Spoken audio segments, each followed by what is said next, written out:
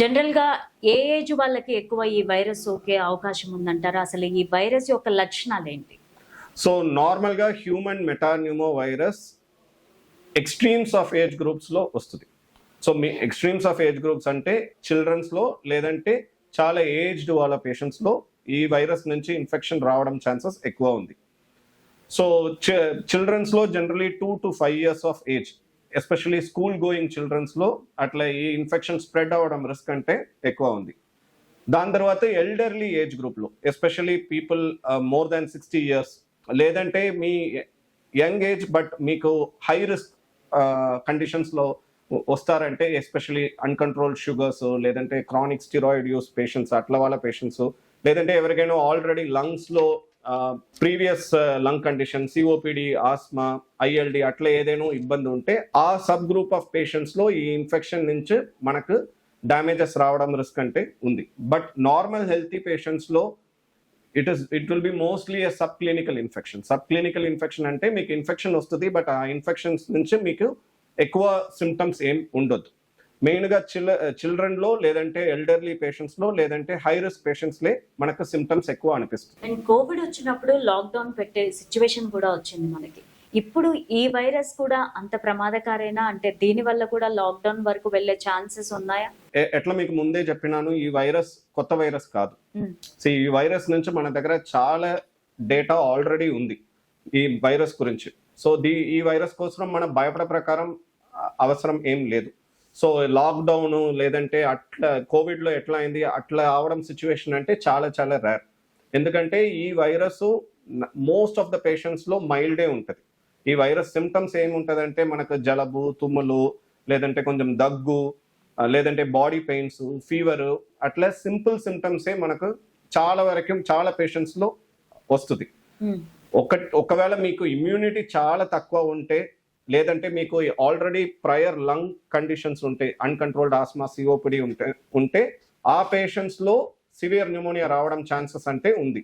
But అది కూడా చాలా తక్కువే ఉంది. సో అందుకే మన ఈ వైరస్ గురించి ప్రికాషన్స్ తీసుకోవడం, లేదంటే లాక్డౌన్ గురించి ఆలోచన చేయడం కండిషన్ లేదు. తర్వాత కూడా ఇప్పుడు మనకు వచ్చిన డేటా అన్నీ చైనా నుంచే మనకు వచ్చింది.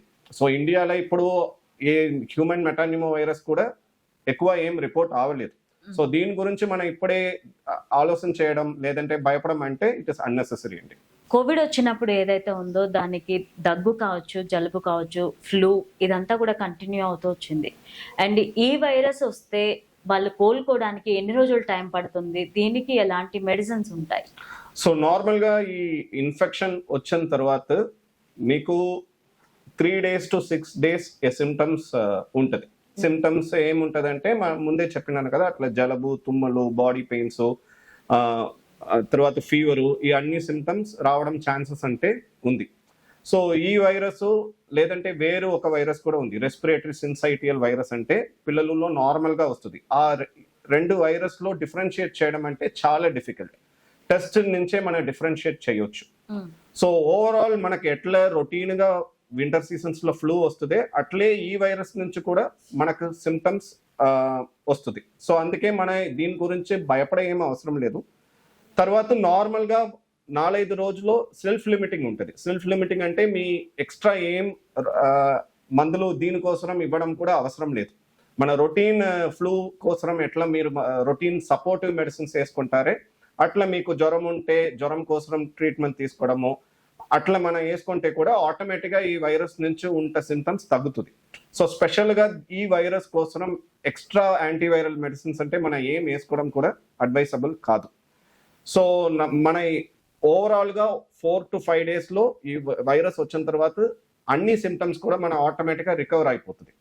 సో లాంగ్ టర్మ్ డ్యామేజెస్ మన ఎట్లా కోవిడ్ వచ్చిన తర్వాత మన లంగ్స్లో ఫైబ్రోసిస్ వచ్చింది, అట్లా ఈ వైరస్ నుంచి రొటీన్ పేషెంట్స్లో రావడం రిస్క్ అంటే చాలా చాలా తక్కువ ఉంది.